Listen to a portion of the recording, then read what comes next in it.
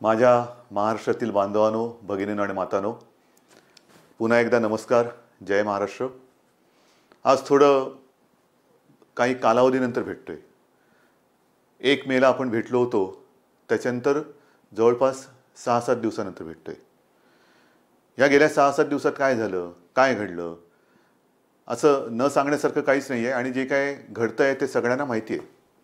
पण विशेष म्हणजे काल एक अतिशय चांगली गोष्ट झाली. महाराष्ट्रामधल्या सर्व पक्षांच्या नेत्यांसोबत माझी आणि आपल्या माननीय मंत्री महोदयांची, म्हणजे त्याच्यात उपमुख्यमंत्री सुद्धा होते, सर्व काँग्रेस पक्षाचे, राष्ट्रवादी पक्षाचे आणि आपले शिवसेनेचे असे मंत्री होते आणि इतर पक्षांचे नेते यांच्यात एक बैठक झाली. सर्वांना आपण नेमकं काय करतो आहोत याची कल्पना दिली गेली. सर्वांना त्यांच्या सूचना काय आहेत, कुठे काही याच्यात उणीवा जाणवत आहेत का, आणखीन काही करायला पाहिजे का, या सगळ्या त्यांच्या सूचना घेण्यात आल्या. आणि खरंच मला एका गोष्टीबद्दल समाधान आहे की सगळ्यांनी अतिशय मनपूर्वक खूप चांगल्या सूचना दिल्या. त्यातल्या बहुतेक सगळ्या किंवा बऱ्याचशा सूचना आपण अंमलातसुद्धा आणलेल्या आहेत आणि आणतोसुद्धा आहेत. एकूणच कालची जी बैठक झाली त्याच्यामध्ये एकतेचं एक वेगळं दर्शन होतं. महाराष्ट्राची एकजूट, राजकारण बाजूला ठेवून सगळे पक्ष नेते, पक्षप्रमुख हे एकत्र आलेलं काल मला दिसलं आणि जो माझा आत्मविश्वास आहे तो आणखीन दुणावला. याच्यामध्ये राजकारण नव्हतं. सगळ्यांनी मला सांगितलं की सरकार जे काही करतं आहे त्याच्यात आम्ही तुमच्यासोबत आहोत. आम्हाला जे जे काय वाटतं आहे हे आम्ही तुम्हाला सांगतो आहोत आणि आपणही त्यांना सांगितलं की वेळोवेळी तुम्हाला जे काही जाणवेल ते आपण सांगत राहा. आपण जे जे करता येणं शक्य असेल ते सर्व करू. ही अशी एक वेगळी एकजूट ही सर्व राजकीय पक्षांची, नेत्यांची एका चांगल्या पद्धतीने, चांगल्या वातावरणात त्या बैठकीमध्ये मला दिसली. आज खरं म्हणजे मी आपल्याशी बोलताना थोडासा व्यथित आहे. तो व्यथित एवढ्यासाठी आहे की आज पहाटे जे संभाजीनगर आणि जालनाच्या मध्ये त्या रेल्वे मार्गावरती घडलं, ह्या घटनेने मी खरंच एक मनातून असा दुःखी झालेलो आहे. हे जे मजूर इतर राज्यातले घरी जायला निघालेले आहेत, आपण त्यांना अनेकदा सांगितलेलं आहे, आजही मी सांगतोय की तुम्ही कुठेही अस्वस्थ होऊ नका, कुठेही बेचैन होऊ नका. राज्य सरकार पूर्ण तुमच्या सोबत आहे. मी यापूर्वीही सांगितलेलं आहे की इतर राज्यातले जे मजूर आहेत त्यांची आपण ठिकठिकाणी सोय केलेली आहे. जवळपास 5.5 ते 6 लाख मजुरांची सोय आपण राज्यात वेगवेगळ्या ठिकाणी केलेली आहे. त्यांची जेवणाची, खाण्याची सोय, त्यांच्यासोबत डॉक्टर्स दिलेले आहेत. आणि आता तर इतर राज्यांबरोबर आपली बोलणी सुरू आहेत. इतर राज्यांमध्ये सुद्धा ट्रेन, रेल्वे आपण सुरू करून ज्या ज्या राज्यांमधले हे मजूर जिथे जिथे जाऊ इच्छितात तिथे केंद्र सरकार, आपलं राज्य आणि ज्या राज्यात हे जाऊ इच्छित आहेत त्या राज्यांच्या सरकारबरोबर बोलून आपण ह्या ट्रेनची सोयसुद्धा केलेली आहे. सुरुवात झालेली आहे. 1-2-5 दिवसापासून ट्रेन सुरू झालेले आहेत. मुंबईतून सुरू होत आहेत, पुण्यातून सुरू होत आहेत. पण हे करत असताना गर्दी होता कामा नये. जर गर्दी उसळली तर तुम्हाला माहिती आहे धोका अजून आपल्या अवतीभोवती फिरतोय. धोका काय टळलेला नाही, संकट टळलेलं नाही आहे. गर्दी झाली तर पुन्हा हे सगळं ठप्प होईल. आणि म्हणून मला असं वाटतं की ह्या सर्व मजुरांना मी सांगतोय, मजदूर आहेत, कर्मचारी आहेत, इतर नागरिक आहेत, कि आपको परेशान होने की कोई आवश्यकता नहीं है. आज तक जिस संयम आपने जो बनाए रखा है, संयम बनाए रखे. महाराष्ट्र की सरकार पूरी तरह से आपके साथ है. आपका सहयोग हम दोनों के लिए अच्छा रहेगा क्योंकि संकट बहुत ही गंभीर है. जैसे मैंने अभी अभी कहा कि महाराष्ट्र सरकार और जहां भी आप जाना चाह रहे हो उस राज्य की सरकार और केंद्र की सरकार आपस में बात चल रही है. रेलवे की व्यवस्था हो रही है, बस की व्यवस्था हो रही है. जैसे उपलब्धि बढ़ती जाएगी हम आपको बताते रहेंगे. पण हे करताना कुठेही अफवेला बळी पडू नका. कारण कोणतरी सांगते की इथून ट्रेन सुरू होणार, मग ही गर्दी तिकडे जाते. आता काल जे घडलं, आज पहाटे जे घडलं, अत्यंत दुर्दैवी आहे. खरं म्हणजे संभाजीनगरवरून ट्रेन सुरू होत आहेत, ट्रेन सुरू झालेल्या आहेत. पण ही जी लोक होती ती रस्त्याने न जाता रेल्वे रुळावरून निघाली. कारण त्यांना भुसावळला जायचं होतं. आता खरं त्यांना कोणी सांगितलं भुसावळला जायला, कल्पना नाही. पण भुसावळला जाताना चालून चालून थकली आणि मध्ये करमाड नावाचं गाव आहे, तिथे त्या रेल्वे ट्रॅकवरती बसली. पहाटेचा सुमार होता, थकलेले होते, बसले तिथेच डोळा लागला आणि दुर्दैवाचा घाला आला. खरंच हे अत्यंत दुर्दैवी घटना आहे. मी मनातून अत्यंत दुःखी झालो ह्या सगळ्या घटनेबाबत. आणि पुन्हा पुन्हा सांगतो की कृपा करून जिथे आहात तिथेच थांबा. राज्याची यंत्रणा जी आहे ती आपल्या संपर्कात आहे. जसजशी आपली सोय होईल तसतसं आपण तुम्हाला घरी पाठवतो आहोत. तुम्हाला घरी पाठवल्याशिवाय आम्ही शांत बसणार नाही. पण शांती ठेवा, अस्वस्थ होऊ नका, कुठेही गडबड गोंधळ करू नका. अत्यंत शिस्तीत आणि संयमाने आपण हे काम करतो आहोत. पण त्याही राज्याच्या काही सुरक्षेच्या दृष्टीने अटी आहेत, चेकिंग असेल, काही असेल, ह्या सगळ्या गोष्टी होत आहेत आणि ते करून आपण ही सगळी व्यवस्था करतो आहोत. दुसरी गोष्ट, गेले 2-3 दिवस मुंबईमध्ये एक अफवा आहे. अफवा काय? मुंबई लष्कराच्या ताब्यात देणार, मुंबई लष्कराच्या ताब्यात देणार, मुंबईमध्ये लष्कर येणार, मग लॉकडाऊन होणार, सगळी दुकानं बंद होणार. लष्कर कशाला पाहिजे? आणि आजपर्यंत मी जे काही केलेलं आहे तुम्हाला सांगून आणि तुम्हाला विश्वासात घेऊन केलेलं आहे आणि तसाच मी करणार आहे, तसंच करणार आहे. आपल्याकडे सुद्धा तुमच्या लक्षात असेल की लॉकडाऊन करताना टप्प्याटप्प्याने आपण करत गेलो. पहिल्या काही गोष्टी बंद केल्या, नंतर काही गोष्टी बंद केल्या, त्याच्यानंतर काही केल्या, असं करत करतच आपण पुढे गेलो. त्याच्यामुळे लष्कराची काहीच गरज नाही आहे. आणि मी तुम्हाला पहिल्या माझ्या भेटीतच सांगितलेलं आहे की ही जी लढाई आहे ह्याच्यामध्ये जवान आपण सगळेजण आहात. ते जे जवान आहेत ते सरहद्द सांभाळत आहेत, पण हे जे युद्ध आहे हे आपल्याला लढायचं आहे आणि तसं तुम्ही ते लढतात. संयमाच्या आणि जिद्दीच्या जोरावरती लढतात. लष्कराची आवश्यकता नाही आहे, लष्कर मुंबईत येणार नाही. पण जी एक आपण काळजी घेतोय, या सगळ्या गोष्टी मला तुम्हाला पुन्हा पुन्हा मी मुद्दामून सांगतोय कारण आपल्या मनात कुठे गोंधळ गडबड होता कामा नये, गैरसमज तर अजिबात होता कामा नये. मी पहिल्या दिवसापासून सांगतोय की हे संकट गंभीर असलं तरी सरकार खंबीर आहे. मग खंबीरता म्हणजे काय? काही दिवसापूर्वी पाहिलं असेल, मी स्वतः या बांद्रा कुर्ला कॉम्प्लेक्सच्या मैदानात गेलो होतो जिथे मोठं आपण कोविड केअर सेंटर उभारतोय, प्रथम उपचार केंद्र. तसंच रेसकोर्सला उभारतोय, तिथे वरळी डोममध्ये केलेलं आहे, गोरेगावचे एक्झिबिशन ग्राउंडमध्ये केलेलं आहे. कदाचित बांद्रा कुर्ला कॉम्प्लेक्समध्ये आपण ते आणखीन दुप्पट करू, आणखीन काही ठिकाणी वाढू. काय हे सगळं करतोय की हे संकट रोखताना समजा आपल्याला काही लोकांची सोय त्याच्यात करण्याची आवश्यकता वाटली, प्राथमिक केंद्रामध्ये म्हणजे कोणाला ऑक्सिजन देण्याची गरज लागली, समजा आता जे आपल्याकडे केसेस येत आहेत 80% ॲसिम्प्टोमॅटिक आहेत पण पॉझिटिव्ह आहेत, मग त्यांना ठेवायचं कुठे? तर त्याच्यासाठी ह्या आपण सोयी वाढवतो आहोत. पण हे वाढवताना पुढचा पावसाळा सुद्धा लक्षात घेतला पाहिजे. समजा पाऊस पडला, मुंबईचा पाऊस तुम्हाला माहिती आहे, त्रेधा तिरपीट उडवतो, मग त्यावेळेला काय करणार? हॉस्पिटल्स कमी पडता कामा नये. म्हणून मी स्वतः केंद्र सरकारला विनंती केली आणि ती मान्य सुद्धा झाली की जिथे जिथे राज्यामध्ये आपल्या केंद्र सरकारच्या ज्या काही यंत्रणा आहेत, मग रेल्वे आहे, BPT आहे, अगदी मिलिटरीसुद्धा आहे, त्यांची हॉस्पिटल्स आणि डॉक्टर्स हे जर का आम्हाला आवश्यकता लागली तर वापरण्याची आम्हाला परवानगी द्या. हे करणं काही गैर नाही आहे, कारण पुढचा धोका आपल्याला उद्भवू नये, उद्भवणार नाही. पण जर का आवश्यकता लागली तर त्या हॉस्पिटलची आणि डॉक्टर्सची व्यवस्था ही त्यांना आधी सांगून ठेवलेली बरी की जेणेकरून नंतर धावपळ नको. आणि त्याच पद्धतीने आणखीन एक माझ्या मनात विचार आहे, कारण आता सगळ्या यंत्रणा आपल्या प्रचंड तणावाखाली काम करत आहेत. डॉक्टर्स आहेत, नर्सेस आहेत, आपले सफाई कामगार आहेत, आपली महसूल यंत्रणा आहे, पोलीस तर आहेतच.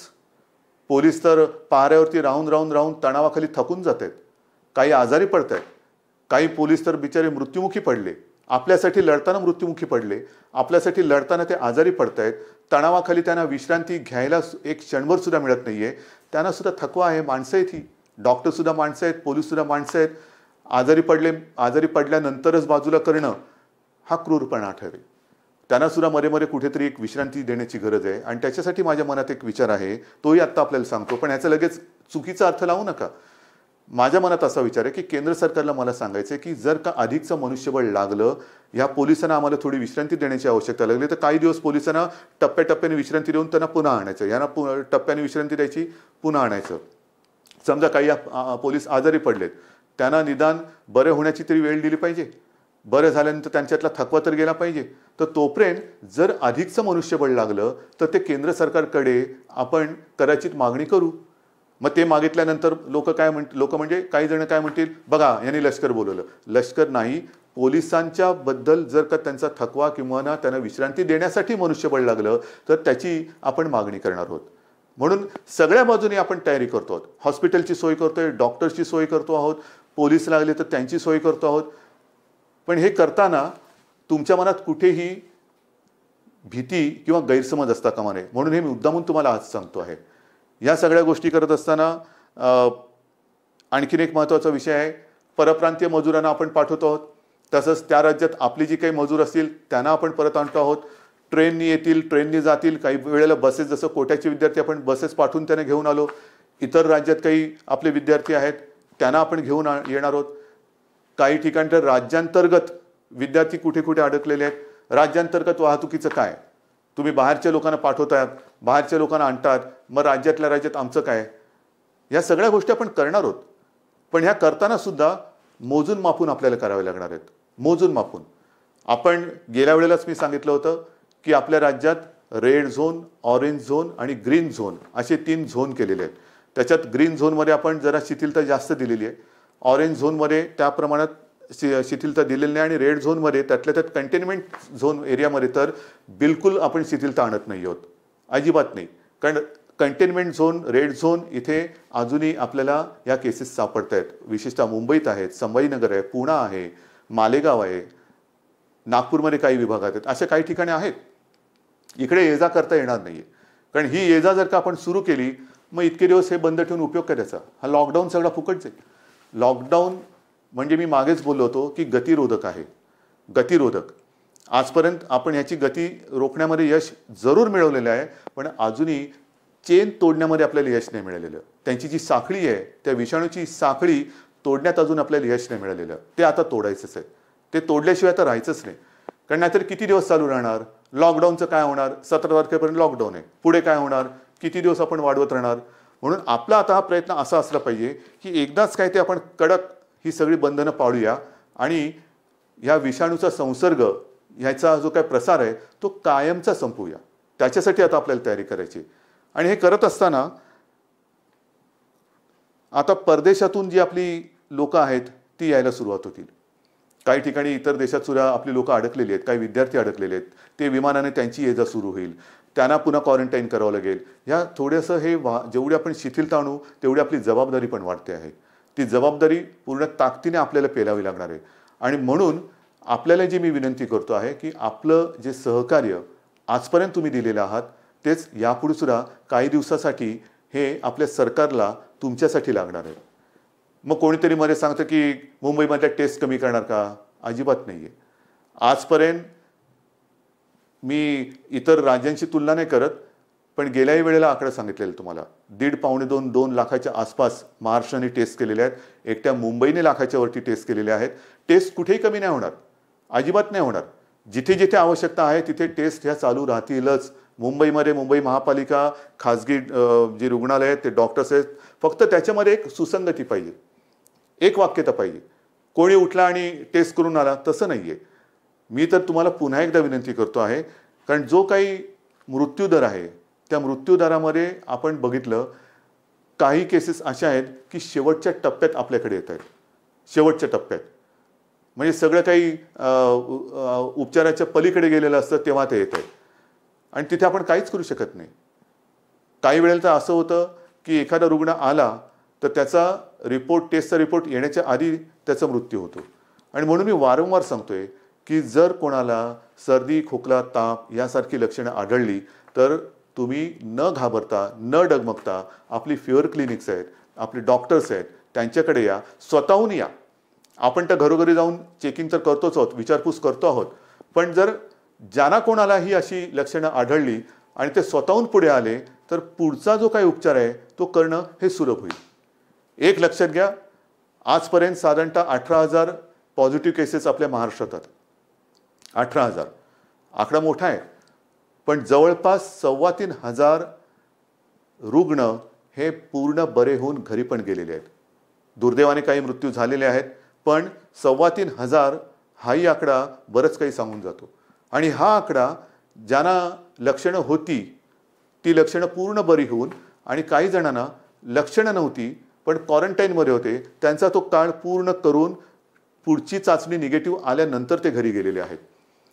हा रोजचा आकडा वाढत चाललेलाच आहे. घरी जाणारे, जसं रुग्णांची संख्या पॉझिटिव्हचा एक आकडा येतोय तसंच घरी जाणारे सुद्धा जात आहेत. त्यांचा तो क्वारंटाईनचा काळ, आयसोलेशनचा काळ, उपचाराचा कालावधी पूर्ण करून ते घरी सुद्धा जात आहेत.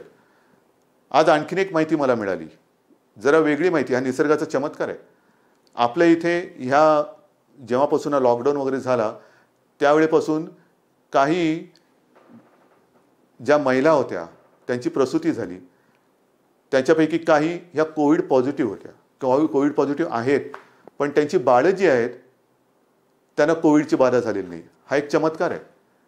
म्हणजे आईला कोविड पॉझिटिव्ह आहे पण बाळ हे निगेटिव्ह आहे, त्याला कोविड झालेलं नाही आहे, बाळ सुखरूप आहे, असाही चमत्कार आहे. आणि त्याच्यानंतर ते बाळ त्या आईसोबतच आहे. हा एक निसर्गाचा चमत्कार आहे. ह्या काही गोष्टी घडत आहेत. तर अशाही गोष्टी आहेत. ह्याच्यामध्ये खबरदारी घेणं हा एक महत्त्वाचा भाग आहे. त्याच्यानंतर काही वेळेला काही घटना घडतात, जसं काल एक आपण बघितलं असेल की हॉस्पिटलमध्ये गलथानपणा नाही, अजिबात चालणार नाही. मी माणुसकी समजू शकतो, माणुसकीचा धर्म समजू शकतो, पण त्याच्यामध्ये गलथानपणा अजिबात सहन केला जाणार नाही. जसं मी वारंवार सांगतो की पोलीस आणि डॉक्टर यांच्या रूपात देव आपल्यासोबत आहे. त्यांच्याशी कोणी हुज्जत घालू नका, त्यांच्यावरती हल्ले होता कामा नये. हल्ले केले तर कडक कारवाई होईल. तसंच डॉक्टर्स आणि यांनाही सांगतोय की हॉस्पिटलमध्ये गलथानपणा होता कामा नये, अजिबात नाही. काही मदत लागली सरकारसोबत आहे, महापालिकासोबत आहे, गलथानपणा करायचा नाही. म्हणजे सगळं चांगलं चालू असताना कारवाई करण्याची वेळ आमच्यावरती आणू नका, कारवाई करू नका. तिकडे गलथानपणा आणि दप्तर दिरंगाईला अजिबात क्षमा केली जाणार नाही. कारण नाहीतर हे सगळं करतोय कोणासाठी? मी परवा जे काही गेलो होतो बांद्रा कुर्ला कॉम्प्लेक्स रेसकोर्समध्ये आपण करतोय, सगळं करतोय. तिकडे 100 रुग्णशय्या आपलं 1000च्या आसपास रुग्णशय्या या बांद्रा कुर्ला कॉम्प्लेक्सला करतोय. त्याची क्षमता मी आता दुप्पट करायला सांगतोय. काय आपल्याला फर्निचरचं दुकान नाही काढायचं की बघा किती बेड्स आहेत आमच्याकडे उपलब्ध आहे, कोणी आणि झोपून जा? नाही, त्याच्या मागे एक गांभीर्य आहे. ही आवश्यकता लागू नये ही माझी प्रार्थना आहे. पण ही सोय सुविधा वाढत असताना आपल्याला डॉक्टर्सची सुद्धा आवश्यकता लागणार आहे, परिचारिकांची आवश्यकता लागणार आहे. कोविड योद्धा म्हणून मी आपल्याला आवाहन केलं होतं, त्याच्यात अनेक जणांनी प्रतिसाद दिलेला आहे. आज मी आयुषच्या डॉक्टरना सुद्धा विनंती करतो आहे, आवाहन करतोय की तुमची सुद्धा आम्हाला गरज आहे.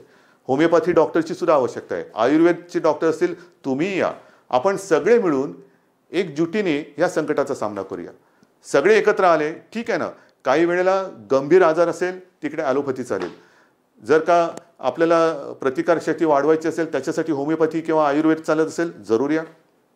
कदाचित हे सगळे आपले आयुषचे डॉक्टर्स आणि या सगळ्या डॉक्टरशी फिवर क्लिनिकमध्ये मदत होणार असेल, सर्दी खोकला ताप आहे की नाही बघण्यासाठी, तेवढंच आपल्याला हॉस्पिटलमध्ये काम करणाऱ्या डॉक्टरांवरचा ओझं ताण हा कमी करता येईल.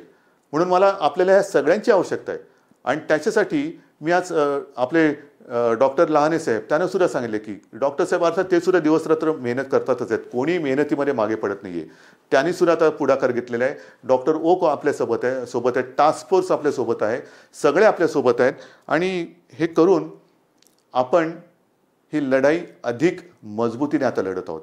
म्हणून मला हात जोडून विनंती करायची की हा जो आता लॉकडाऊनचा टप्पा आहे हा सतत आता वाढवत जायचं की नाही जायचं, लॉकडाऊनचं काय करणार हे तुम्ही ठरवायचं. जेवढं तुम्ही शिस्त पाळाल, जेवढं तुम्ही बंधनं कडक पद्धतीने पाळाल, तेवढं लवकर आपण या संकटातून बाहेर येऊ. कोणालाही आनंद नाही आहे लॉकडाऊन वाढवण्यामध्ये.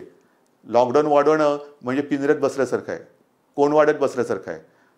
आत्ता ते बसण्याची गरज आहे. आणि ती शिस्त अजूनही मला काही ठिकाणी बिघडलेली दिसते. मग मुंबई असेल, इतर शहरं असतील, ही शिस्त बिघडवणं म्हणजे आपण आपलं संकट लांबवणं आहे. जेवढं तुम्ही हे बंधन तोडायला बघाल तेवढं हे बंधन अधिकाधिक तुमच्या भोवती आपला फास आवडत जाईल. म्हणून हे बंधन पाळणं, शिस्त पाळणं, लोकांमध्ये न मिसळणं, एकमेकाशी आता ह्या कालच्या त्या सर्वपक्षीय बैठकीमध्ये जो मी एक शब्द वापरला होता फिजिकल डिस्टन्सिंग, सोशल डिस्टन्सिंग म्हणजे जरा त्याचा अर्थ वेगळा होतो. सामाजिक अंतर नकोय.